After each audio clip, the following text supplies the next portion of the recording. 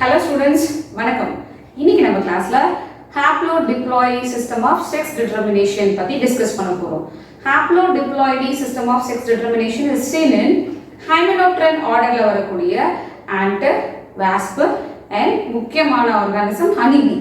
இது மூணு different இன்செக்ட்ஸ்லயுமே this haplodiploidy system of sex determination தான் நடக்குது. அது என்ன haplodiploidy? இப்போ ஹாப்லோங்கிறது ஒரு வேர்டு, டிப்ளாய்டுங்கிறது இன்னொரு ஒரு word. So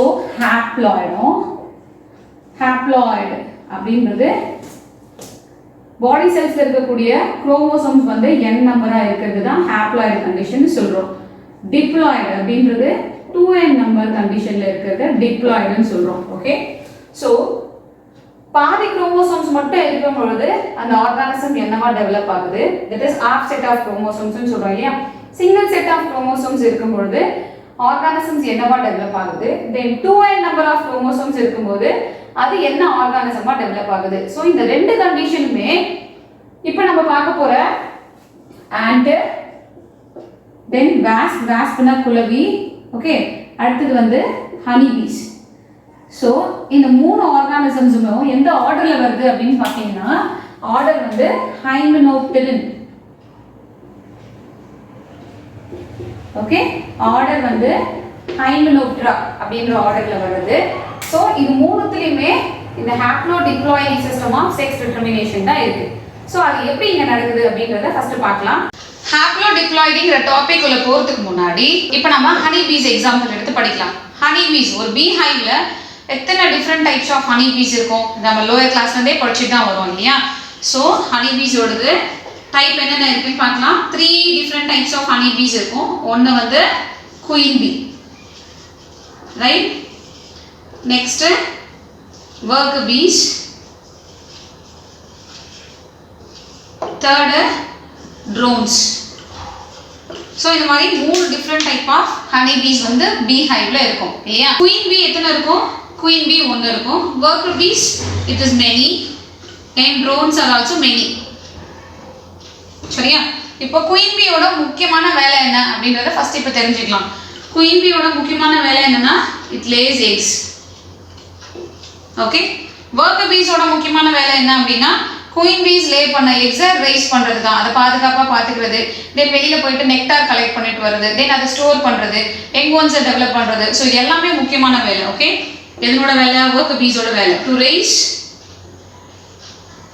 eggs of queen bees. Okay, then ட்ரோன்ஸோட முக்கியமான வேலை என்ன அப்படின்னா fertilize the queen. queen bee-ய fertilize பண்றது தான் ட்ரோன்ஸோட முக்கியமான வேலை.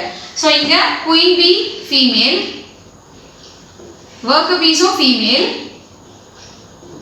ட்ரோன்ஸ் வந்து மேல். சரியா? ஸோ இப்போ 3 டிஃப்ரெண்ட் ஹனி பீஸ் பத்தி நம்ம பார்த்துட்டோம்.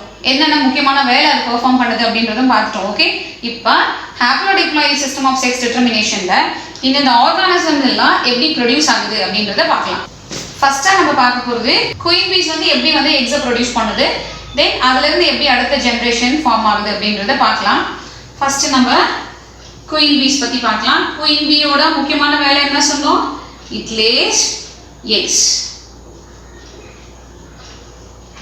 ஸோ எக்ஸை ப்ரொடியூஸ் பண்ணணும் அப்படின்னா தென் அதோட ரீப்ரொடக்டிவ் சிஸ்டத்துல கேமெட் ஃபார்மேஷன் நடக்கும்போது என்ன செல் டிவிஷன் நடக்கும்?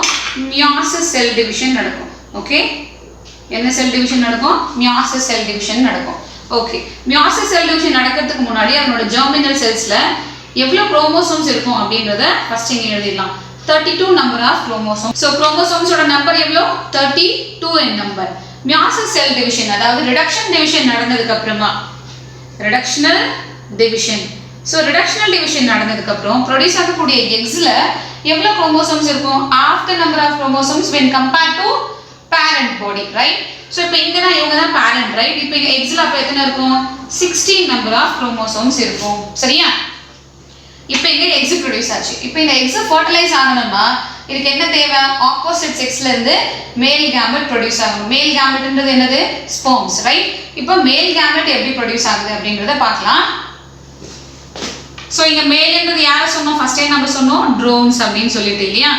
ஸோ இங்க ட்ரோன்ஸ் மூலமா ப்ரொடியூஸ் ஆகக்கூடிய ஸ்பெர்ம்ஸ் அதுல எவ்வளவு குரோமோசோம்ஸ் இருக்குன்னு பார்க்கலாம். ட்ரோன்ஸ்ல டோட்டலா ட்ரோன்ஸ்ன்றது மேல் பீ சொன்னோம் இல்லையா? ஸோ இந்த மேல் பீல எவ்வளோ குரோமோசோம்ஸ் இருக்கும் அப்படின்னு பார்த்தீங்கன்னா it has only 16 number of chromosomes in it. So ஸ்பெர்ம்ஸை ப்ரொடியூஸ் பண்ணும்பொழுது 16 நம்பர் ஆஃப் குரோமோசோம்ஸ்லேருந்து half the number of chromosomes வந்துச்சுன்னா அதனால எங் ஒன்று ப்ரொடியூஸ் பண்ணும்போது அதில் 32 நம்பர் ஆஃப் குரோமோசோம்ஸ் இருக்காது இல்லையா? ஸோ அதனால என்ன ஆகுதுன்னா மியாசிஸ் செல் டிவிஷன் இங்கே நடக்கல. அப்போ என்ன செல் டிவிஷன் நடக்குதுங்க? மைட்டோசிஸ் செல் டிவிஷன் நடக்குது. ஸோ மைட்டோசிஸ் செல் டிவிஷன் அப்படின்றது ஈக்குவல் டிவிஷன் அப்படின்னு சொல்லுவோம். which means பேரண்ட் செல்லில் எவ்வளோ குரோமோசோம்ஸ் இருக்கோ அதே தான் டாட்டர் செல்ஸ்க்கும் வரும். ஸோ இப்போ ட்ரோனோட கேமெட்டிக் செல்ஸில் ஜெர்மினல் செல்ஸில் 16 நம்பர் ஆஃப் குரோமோசோம்ஸ் இருக்கு. மைட்டோசிஸ் செல் டிவிஷன் நடக்கும்பொழுது ப்ரொடியூஸ் ஆகிற ஸ்பெர்ம்ஸ்லையும் 16 நம்பர் ஆஃப் குரோமோசோம்ஸ் இருக்கு. ரைட்? இப்போ இது ப்ரொடியூஸ் பண்ணக்கூடிய ஸ்பெர்ம்ல எவ்வளோ நம்பர் ஆஃப் குரோமோசோம்ஸ் இருக்கு?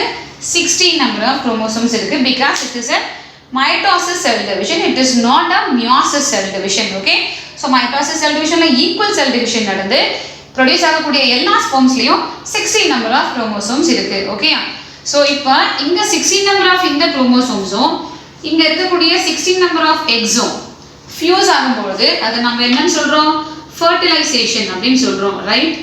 ஃபர்டிலைசேஷன். அப்போ ஃபர்டிலைசேஷனோட முடிவில் என்ன ஃபார்ம் ஆகும்?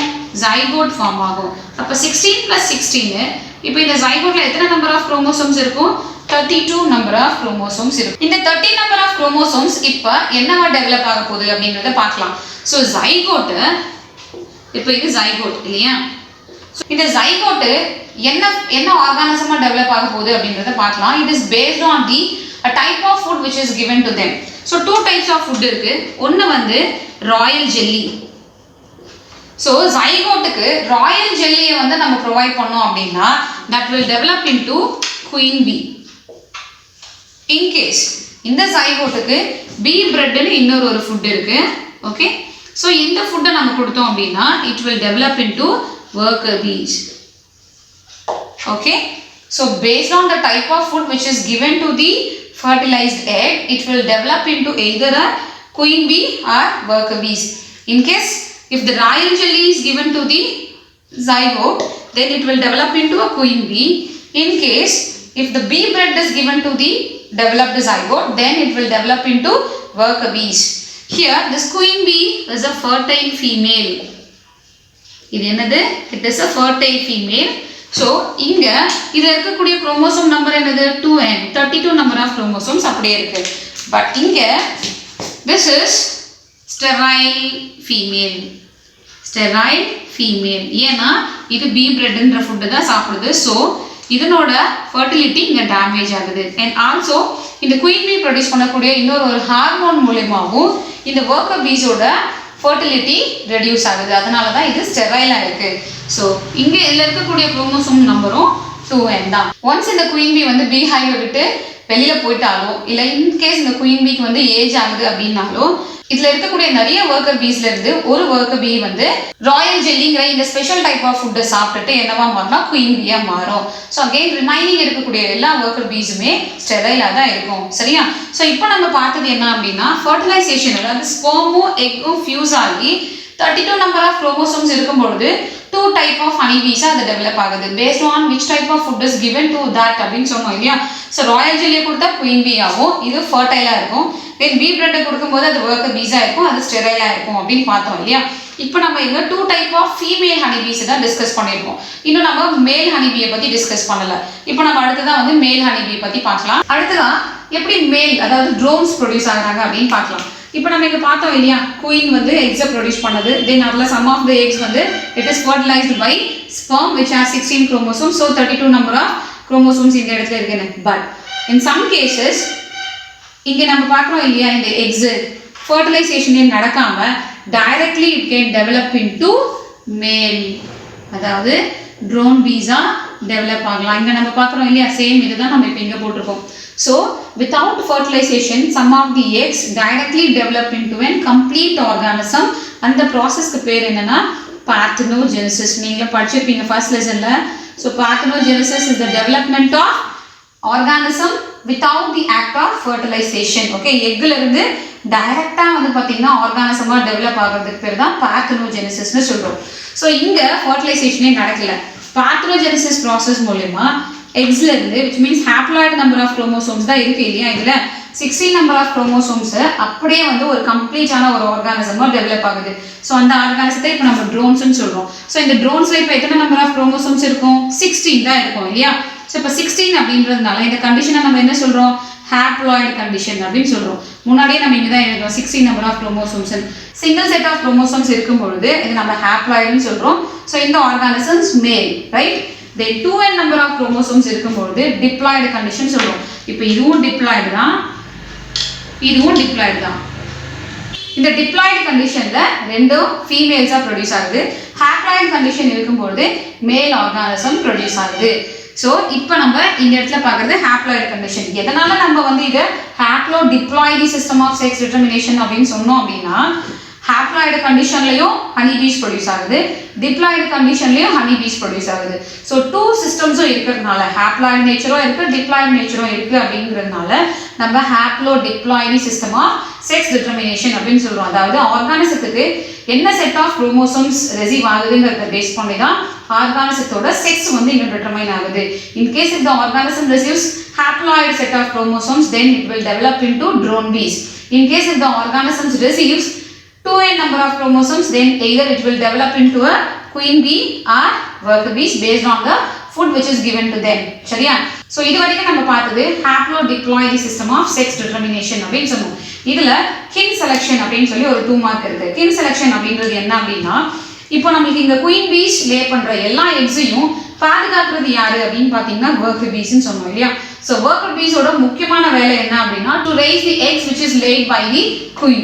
ஸோ குயினோட reproductive successor இங்க கன்ஃபார்ம் பண்றது யாரு அப்படின்னு பாத்தீங்கன்னா worker bees தான். indirectly to their own அப்படின்னு சொல்லி புக்ல கொடுத்திருப்பாங்க. indirectly to their own னா அந்த எக்ஸ் எல்லாமே மேக்ஸிமம் என்னவா டெவலப் ஆக போகுது அப்படின்னு பாத்தீங்கன்னா worker bees தான் டெவலப் ஆக போகுது. ஸோ இன்டைரக்டா அவங்கள தான் அவங்க டெவலப் பண்ணிக்கிறாங்க. ஸோ பீ ஹைவை பொறுத்த வரைக்கும் இதுல மேக்ஸிமம் ஒர்க் வந்து யார் செய்வாங்க அப்படின்னு பாத்தீங்கன்னா worker bees தான் செய்வாங்க. ஸோ இங்க பீ ஹைவ்ல இருக்கக்கூடிய எல்லா யங் ஒன்ஸையும் வந்து ப்ரொடெக்டிவா பாத்துக்கிறது, தென் அவங்களுக்கு தேவையான ஃபுட்டை ப்ரொவைட் பண்றது, வெளியில போயிட்டு நெக்டார் கலெக்ட் பண்றது, பீ ஹைவை கிளீன் பண்றதுன்னு சொல்லி எல்லா முக்கியமான ஃபங்க்ஷனையும் யார் பெர்ஃபார்ம் பண்றா அப்படின்னு பாத்தீங்கன்னா worker bees தான். ஸோ worker bees எதுக்காக உழைக்குது அப்படின்னு பாத்தீங்கன்னா குயின் லே பண்ற எக்ஸுக்காக தான். ஸோ அந்த எக்ஸை வளர வைக்கிறதும் தென் யங் ஒன்ஸை ப்ரொடெக்டிவா பாத்துக்கிறது. ஸோ இப்படி வந்து தன்னையும் அதை பார்த்துக்காம அவனோட யங் ஒன்ஸுக்காக போராடுறது, அந்த ப்ராசஸ் தான் நம்ம கின் செலக்ஷன் அப்படின்னு சொல்றோம். ஸோ இது வந்து முக்கியமான ஒரு 2 மார்க் கொஸ்டின், கின் செலக்ஷன். ஸோ இது வரைக்கும் நம்ம பார்த்தது என்ன அப்படின்னா ஹாப்ளோடிப்ளாய்டு சிஸ்டம் ஆஃப் செக்ஸ் டிட்டர்மினேஷன். இதில் இன்னொன்று சிபிஎஸ்சி புக்கு படிக்கிறவங்களா இருந்தீங்கன்னா உங்களுக்கு ஒரு சென்டென்ஸ் கொடுத்துருப்பாங்க. அதாவது செக்ஸ் டிட்டர்மினேஷன் இன் ஹனி பீஸ் அப்படின்னு சொன்னோம் இல்லையா. இதில் ஒரு சென்டென்ஸ் இருக்கும், கொஞ்சம் லிட்டில் கன்ஃபியூஷனாக இருக்கக்கூடிய ஒரு சென்டென்ஸ் தான். பட் நம்ம இங்கே இப்போ கிளியராக பார்த்துக்கலாம். என்ன அப்படின்னா இப்போ நாங்கள் இங்கே மேல் ஹனி பீஸ் பார்த்தோம் இல்லையா. இந்த மேல் ஹனி பீஸில் so male piece do not have father and sons, but they have grandfather and grandson. So இங்க ப்ரொடியூஸ் ஆகிருக்கக்கூடிய இந்த மேல் பீஸ்க்கு ஃபாதரோ இல்லை சன்ஸோ கிடையாது, பட் அவங்களுக்கு கிராண்ட் ஃபாதர் இருக்காங்க, கிராண்ட் சன் இருக்காங்க அப்படின்னு சொல்கிறோம். ஸோ இந்த கண்டிஷனை தான் இப்போ இந்த எக்ஸாம்பிள் மூலமா பார்க்க போகிறோம். இப்போ இந்த மேல் பீஸ்க்கு ஃபர்ஸ்ட் கண்டிஷன் பார்க்கலாம். மேல் piece do not have father and sons. இப்போ மேல் பீஸ் இங்கே எப்படி ப்ரொடியூஸ் ஆச்சு அப்படின்றத ட்ரேஸ் பண்ணலாமா. ஸோ இங்கே தான் மேல் பீஸ் ப்ரொடியூஸ் ஆயிருக்கு. ஸோ எப்படி ப்ரொடியூஸ் ஆச்சு? பார்த்தனோஜெனிசிஸ் ப்ராசஸ் மூலமா ப்ரொடியூஸ் ஆச்சு, ரைட். இப்போ இங்கே பார்த்தனோஜெனிசிஸ் ப்ராசஸில் வெறும் இந்த இடத்துல பார்த்தீங்கன்னா மதர் மட்டும்தான் இருந்தாங்க, ரைட். இந்த ஃபாதர் இல்லை, இந்த இடத்துல ஃபாதர் கிடையாது. ஸோ மதர் தான் வந்து எக்ஸை லே பண்ணாங்க. அந்த எக்ஸு டைரெக்டாக வந்து மேலாக டெவலப் ஆயிடுச்சு. ஸோ இந்த ஃபர்டிலைசேஷன் ப்ராசஸே நடக்கல, பார்த்தனோஜெனிசிஸ் ப்ராசஸ் தான் நடந்துச்சு இல்லையா. ஸோ அவங்களுக்கு ஃபாதர் கிடையாது.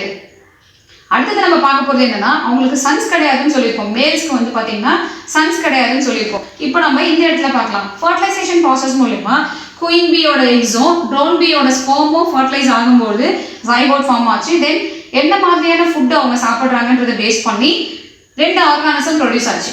ரெண்டுமே வந்து பார்த்தீங்கன்னா ஃபீமேல் தான் இல்லையா. ஸோ குயினும் வந்து ஃபீமேல் தான், டிப்ளாய்டு கண்டிஷனில் இருக்குது. தென் ஒர்க்கர் பீஸும் ஃபீமேல் தான், அவங்களும் டிப்ளாய்டு கண்டிஷன் தான் இருக்காங்க. இந்த இடத்துல ட்ரோன்ஸ் ப்ரொடியூஸ் ஆனாங்களா, அதாவது ஃபர்டிலைசேஷன் ப்ராசஸில் மேல்ஸ் இந்த இடத்துல ட்ரோன்ஸ் ப்ரொடியூஸ் ஆனாங்களா அப்படின்னா ப்ரொடியூஸ் ஆகலை. ஸோ மேல் ஆர்கானிசத்துக்கு ஃபாதரும் கிடையாது, தென் சன்னும் கிடையாது. ரைட்டா? இப்போ நீங்கள் இந்த மேல் பார்த்துக்கிட்டிங்கன்னா இவர் ஃபாதர் இல்லையா? ஸோ இப்போ இந்த ஃபாதருக்கு சன் இருக்காங்களா அப்படின்னா இந்த 2 பேருமே டாட்டர்ஸ் தான், இவங்களுக்கு சன்னு கிடையாது. இப்போ ஃபர்ஸ்ட் சிச்சுவேஷன் கிளியர் ஆயிடுச்சா? So males do not have father and sons, but they have grandfather and grandson. இப்போ கிராண்ட் ஃபாதர் யாரு? மதரோட பேரண்ட்ஸை தான் கிராண்ட் ஃபாதர் அப்படின்னு சொல்கிறோம் இல்லையா? இப்போ அந்த சுச்சுவேஷனை பார்க்கலாம். இப்போ இந்த மேல் இங்கே எப்படி ப்ரொடியூஸ் ஆச்சுன்றதை திரும்ப ட்ரேஸ் பண்ணலாம். பார்த்தனோஜெனிசிஸ் மூலிமா ப்ரொடியூஸ் ஆச்சு, இங்கே மதர் கிட்ட இருந்து தான். ஸோ இந்த மதரோட பேரண்ட்ஸ் இருப்பாங்க இல்லையா, அகெயின் இந்த இடத்துல போடலாம். இங்கே அகெயின் ஒரு queen bee, right? Then queen பியோட ட்ரோன்ஸ் சேரும்போது தான் வந்து எக்கு, இந்த இடத்துல ஸ்பெர்ம், ரைட்? தென் இங்கே ஜைகோட் ஃபார்ம் ஆகுது, ரைட்டா? இது ரெண்டும் ஃபியூஸ் ஆகும்போது ஜைகோட் ஃபார்ம் ஆகுது. தென் ஜைகோட்லேருந்து ராயல் ஜெல்லி சாப்பிடும்போது தான் குயின் பீம் வருது. இப்போ இந்த இடத்துல குயினுங்கிறது யாரு? Grandmother. நம்ம இப்போ பார்க்குறது இந்த மேல் ஆர்கானிசத்துக்கு இந்த queen bee grandmother. Then இப்போ இங்கே பார்க்குறது ட்ரோன்ஸ் இல்லையா, இவங்க யாரு? Grand father, right? ஸோ இவங்க 2 பேரும் சேர்ந்து தான் குயின் பியை ப்ரொடியூஸ் பண்ணாங்க. ஓகேவா? இப்போ இந்த மேல் ஆர்கானிசத்துக்கு இந்த குயின் பி மதர்னா குயின் பியோட பேரண்ட்ஸ் இவங்க 2 பேரும் இல்லையா? அப்போ இந்த ட்ரோன்ஸ் யாரு? Grand father. ஓகே? ஸோ இந்த மேலுக்கு கிராண்ட் ஃபாதர் இருக்காங்க. இப்போ இவங்களுக்கு இந்த ட்ரோன்ஸ்க்கு வந்து கிராண்ட் சன் இவங்க, மதர் இவங்க, தென் மதர் கிட்ட இருந்து பிறக்கிறது பேர பசங்கன்னு சொல்லுவோம் இல்லையா? ஸோ இப்போ இந்த மதர் மூலமா வந்திருக்க அடுத்த ஜென்ரேஷனை இந்த பேரண்ட்லேருந்து பார்க்கும்போது இவங்க கிராண்ட் சன். ஸோ கிராண்ட் ஃபாதரும் இருக்காங்க, கிராண்ட் சன்னும் இருக்காங்க. ஓகே? இப்போ சிச்சுவேஷன் புரியுதா? மேலுக்கு ஃபாதர் கிடையாது, சன்ஸும் கிடையாது, பட் அவங்களுக்கு கிராண்ட் ஃபாதர் இருக்காங்க, தென் கிராண்ட் சன்ஸும் இருக்காங்க. ஸோ இந்த சுச்சுவேஷன் வந்து பார்த்தீங்கன்னா உங்களுக்கு சிபிஎஸ்சி புக்கில் கொடுத்துருப்பாங்க, பட் ஸ்டேட் போர்ட் சிலபஸ் புக்கில் கொடுத்துருக்க மாட்டாங்க. நீங்கள் இருந்தாலும் நீங்கள் எல்லாருமே இந்த விஷயத்தை புரிஞ்சுக்கோங்க. So understanding is very much important. Okay, இன்னைக்கு நம்ம கிளாஸில் பார்த்தது ஹனி பீஸில், தென் வாஸ்பில், ஆண்டில் நடக்கக்கூடிய செக்ஸ் டிட்டர்மினேஷன் சிஸ்டம் பற்றி தான் டிஸ்கஸ் பண்ணோம். அடுத்த கிளாஸில் நான் உங்களை வேற ஒரு டாபிக் கூட மீட் பண்ணுறேன்.